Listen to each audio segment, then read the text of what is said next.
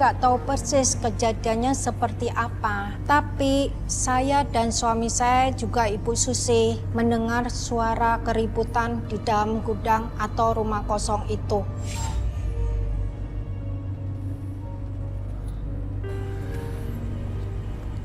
Kalian tunggu di sini. Papa yang masuk. Hati-hati, Pak. Hati-hati. Sabar Ibu ya.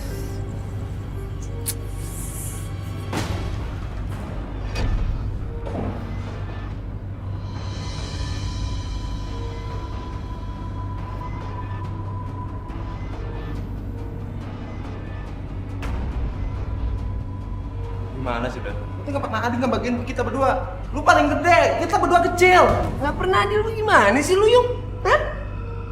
Gua kan ketuanya di sini, wajar dong gua paling gede. Bukan masalah ketuanya, hah? Kita capek bareng-bareng, kan resiko bareng-bareng, bener nggak, Bang? Capek bareng-bareng, capek bareng-bareng. Pala lu kotak. Lo? Gue yang mikirin strategi. Lu gak bisa gitu dong, Dor. Harus adil dong. Apa Kita lagi? sama-sama beresiko ini. Lu paling kalau ada polisi lu kabur. Lu nggak bisa serius kayak gini. Lu gak bisa sendiri, Dor. Lu pasti gak bisa nangannya sendiri kalau terjadi sesuatu gitu. Pasti gak akan bisa. Lu emang mana bisa bikin strategi? Enggak kan? Enggak kan? Ya, selama ini siapa yang bikin strategi? Enggak. Roy.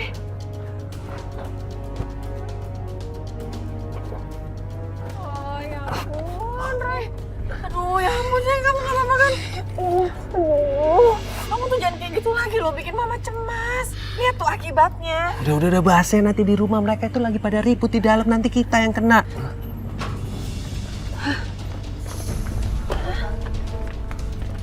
Pak Budi, pimpin penyerga, Pak. Siap, Dan. Warga tolong berada di sini.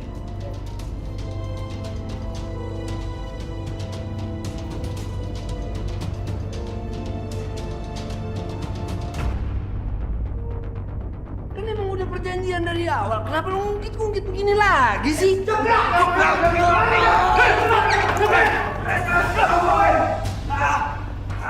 Kejar dia! Siap! Ayo! Diri! Sini! Bawa dia! Bawa dia!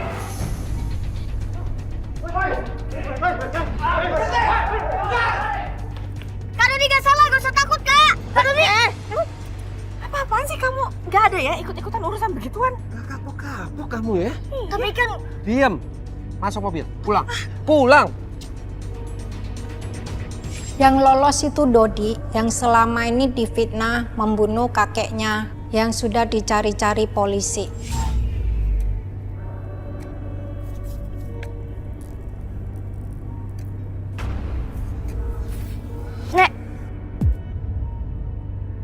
Nenek, kayaknya capek. Roy, boleh bantu gak? Nenek, duduk aja dulu, istirahat, ya?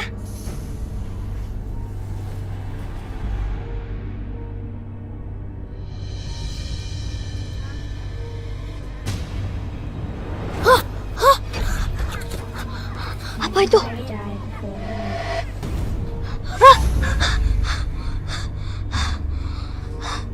Tangan siapa itu? Apa mungkin nenek itu dikubur tepat itu? Sakit! Sakit! Tolong. Ibu-ibu, bapak-bapak, saya tidak berani menyentuh jenazah nenek karena ini bukan kematian biasa. Terima kasih bapak-bapak dan ibu-ibu sudah datang. Jadi biarkan polisi yang nanti mengusut jenazah ini dan saya akan laporkan Dodi itu ke polisi karena telah membunuh nenek.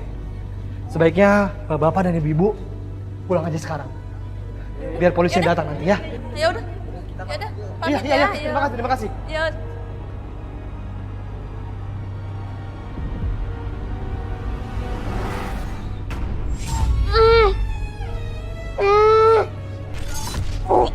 Tolong cucu saya.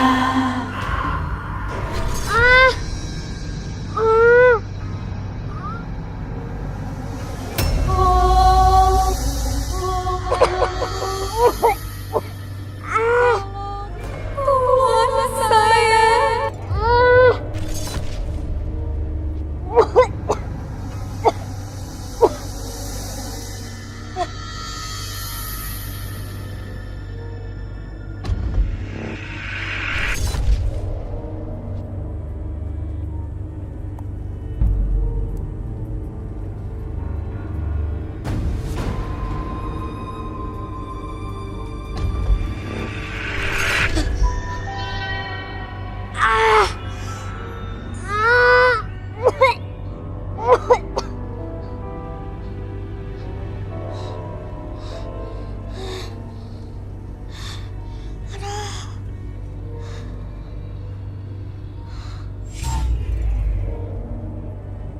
Roy?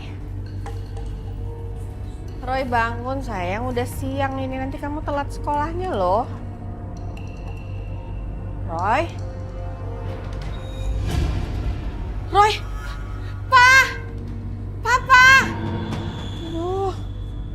Papa! Ada apa sih, Mak? Kok teriak-teriak? Roy ini loh, nggak ada. Hah? Nggak ada? Mana dia? Ya mama nggak tahu. Tapi mama yakin dia tuh pasti ngurusin masalah Dodi itu deh. Anak itu benar-benar keras kepala.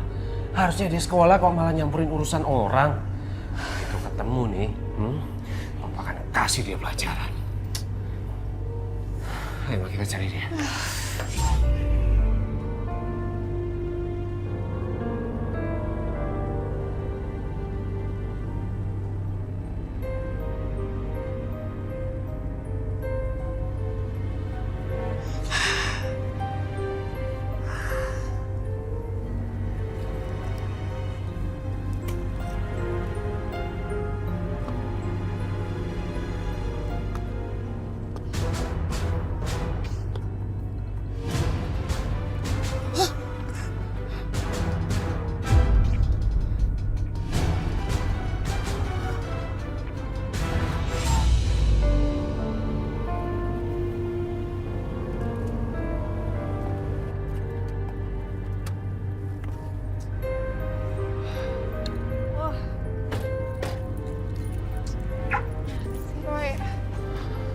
Lama-lama Papa udah gak sabar itu ngadepin si Roy.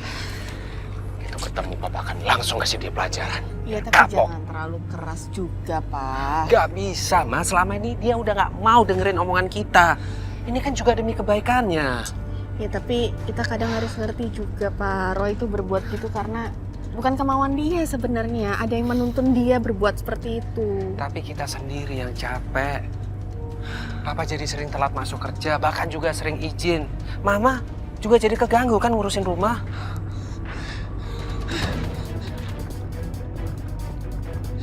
Pak polisi! Tunggu Pak! Berhenti Pak! Pak! Pak! Ada apa, Nak? Bapak bisa ikut saya sebentar? Ikut kamu? Iya Pak. Emangnya ada apa ya? Saya mau nunjukin sesuatu yang mencurigakan Pak. Kita cari lagi, Ma. Itu tuh Roy, Papa! Itu Roy. Di mana, Nak? Di sana Pak, di rumah itu. Kamu serius kan? Gak main-main kan? Iya Pak, saya serius Pak. Ya udah, naik. Iya Pak. Roy! Ayo Pak. Roy! Sebentar Pak. Kamu tuh gimana sih pagi-pagi udah pergi lagi nggak bilang-bilang? Maaf, Pak. Ini anak saya. Roy, kamu ada urusan apa sama Pak polisi? Anak Bapak ini mengajak saya untuk melihat sesuatu. Sepertinya anak Bapak ini serius, Pak. Dia tadi sampai menghadang motor saya, Pak. Bisa saya ajak anak Bapak dulu? Iya, Pak, bisa. Kalau begitu, kami berangkat dulu ya, Pak, Bu. Nanti pelan-pelan aja ya, Pak ya. Saya ikutin dari belakang. Siap, Pak, siap. Hati. Iya Pak. Ma.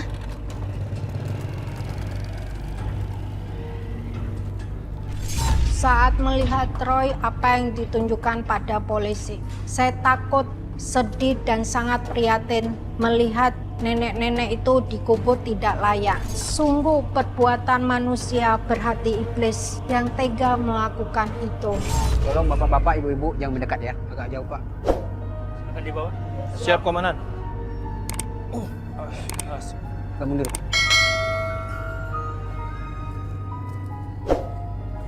Saya juga bisa merasakan perasaan suami saya saat itu. Karena saya ikut merasakan, ada kebanggaan sendiri saya dan suami saya mempunyai anak seperti Roy. Roy yang selalu semangat untuk membantu orang lain. Mayat nenek dibawa untuk diotopsi dan hasil otopsi menunjukkan hasil sidik jari yang mengarah pada Roni. Saya, suami saya, dan 2 petugas polisi mencoba mencari Roni di sekolahan Roy. Kami sudah menemukan mayat dari keluarga Dodi yang dikuburkan dengan cara yang tidak layak di samping rumahnya. Dan kami juga sudah mengumpulkan bukti dan sidik jari. Kedatangan kami ke sini untuk menangkap Pak Roni. Apakah ada keterlibatan Pak Roni dengan terbunuhnya neneknya Dodi? Dan kami mencurigai kematian ibunya Dodi bukan dikarenakan sakit, tetapi karena dibunuh juga. Kalau nggak salah Pak, Ibu Rima itu diantar sama calon tunangannya itu Pak. Terus dijemput juga Ibu Susi ya? Iya, betul Bu.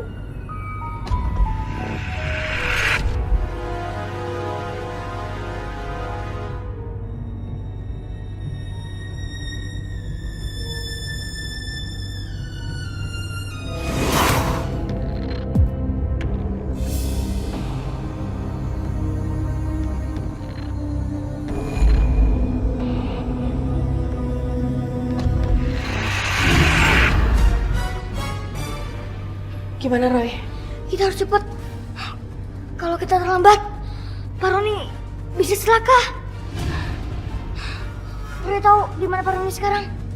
Ruangannya Pak Roni ingin membalas dendam. Dia mencekik Pak Roni pakai tali dan ingin menyeretnya sampai danau, sampai Pak Roni meninggal dunia. Astagfirullahaladzim, lokasinya di mana Roy? Sekarang pokoknya kita harus ke tempat Pak Roni dulu. Gimana Pak? Baik, kalau begitu kita cek lokasi yang disebutkan oleh Roy.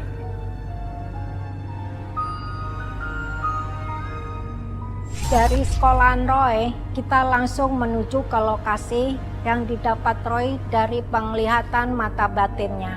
Semuanya dibuat terkejut saat sampai lokasi. Semua kejadian sama seperti apa yang dilihat Roy. Bu, jangan Bu! Ibu, jangan bunuh Pak Roni. Kalau Ibu bunuh Pak Roni, dosanya besar Bu. Ibu sama aja jahatnya sama Pak Roni. Biarin Pak Roni di penjara Bu, dan berurusan dengan polisi. Ibu sayang kan sama Kak Dodi. Kalau Ibu sayang, jangan bunuh Pak Roni. Nanti Roh janji bilang sama Kak Dodi, biar Kak Dodi gak minum minuman keras lagi, sama gak nyuri barang orang lagi. Ibu mau ya merelakan semuanya. Jangan dendaman lagi sama Pak Roni, biar Tuhan yang memberikan hukumannya.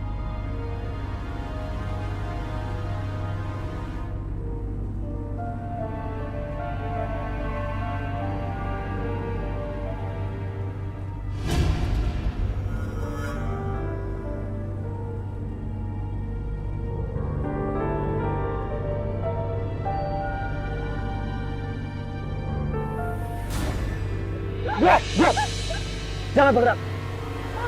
Jangan ada yang bergerak. Bawa anak ini. Roy! Tenang Pak, tenang. Tolong jangan sakiti anak itu. Mas, lepasin Mas! Ada apa ini sebenarnya? Ya Allah! Bu, tunangan ibu itu adalah seorang penjahat. Dia berpura-pura baik sama ibu dengan memanfaatkan ketampanan. Dia sudah istrinya sendiri dan mertuanya sendiri.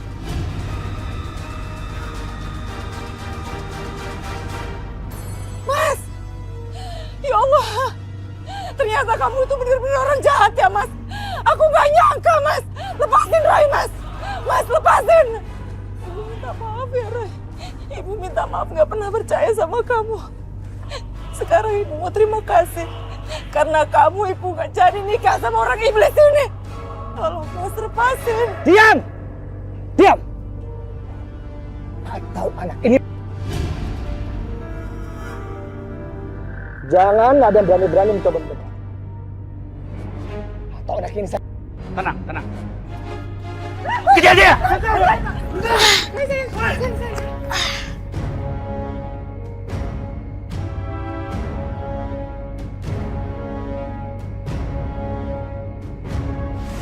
Saya benar-benar takut sekali waktu Pak Roni menyandera Roy. Saya hanya bisa pasrah kepada Tuhan. Hanya Tuhan yang bisa melindungi Roy. Saat Roy tidak sadarkan diri, habis didorong oleh Pak Roni, kita langsung membawa Roy cepat-cepat ke rumah sakit. Pak Roni yang kabur melarikan diri ditembak oleh petugas kakinya dan ditangkap, dijebloskan ke penjara. Saya pikir semua masalah keluarga Dodi telah selesai, tapi belum.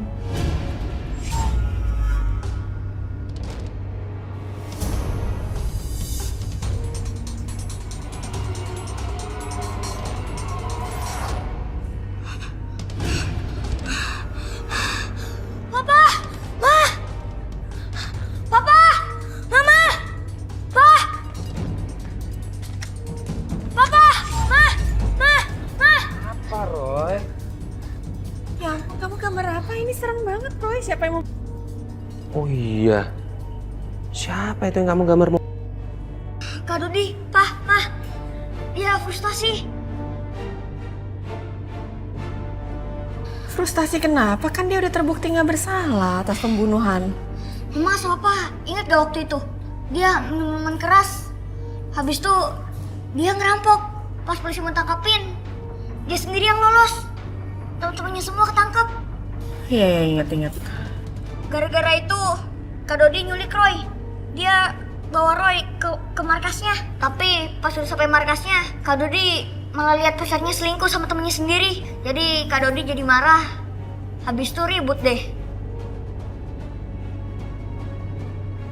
Pak, Mah, sekarang anterin Roy ya. Biar bisa cegah Kak Dodi, biar ya. Sekarang?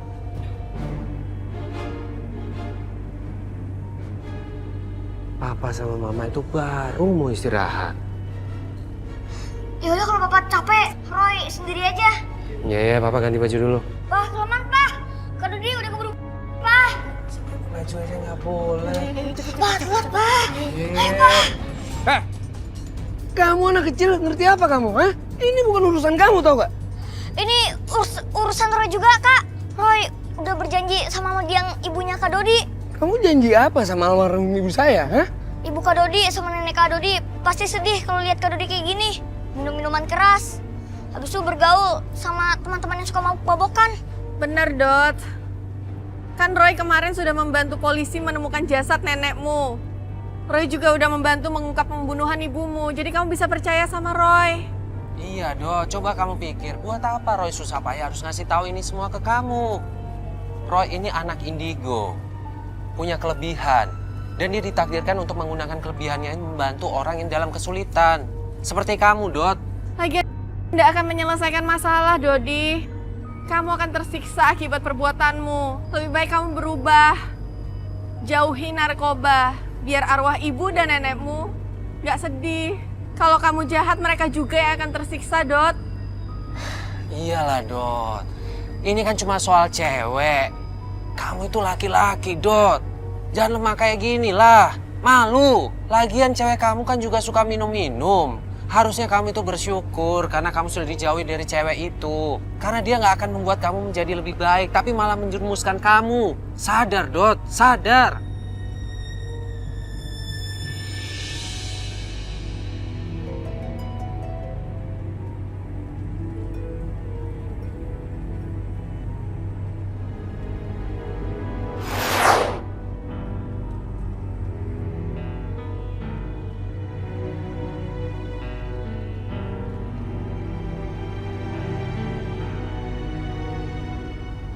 Saya lega, Dodi menyadarin kekeliruannya dan berusaha menjadi orang baik. Roy sangat senang sekali karena bisa menolong gurunya, Bu Rima, yang tadinya tidak percaya, sekarang percaya sama Roy. Tapi yang penting, rasa kepercayaan segala-galanya hanya diberikan kepada Tuhan Yang Maha Esa.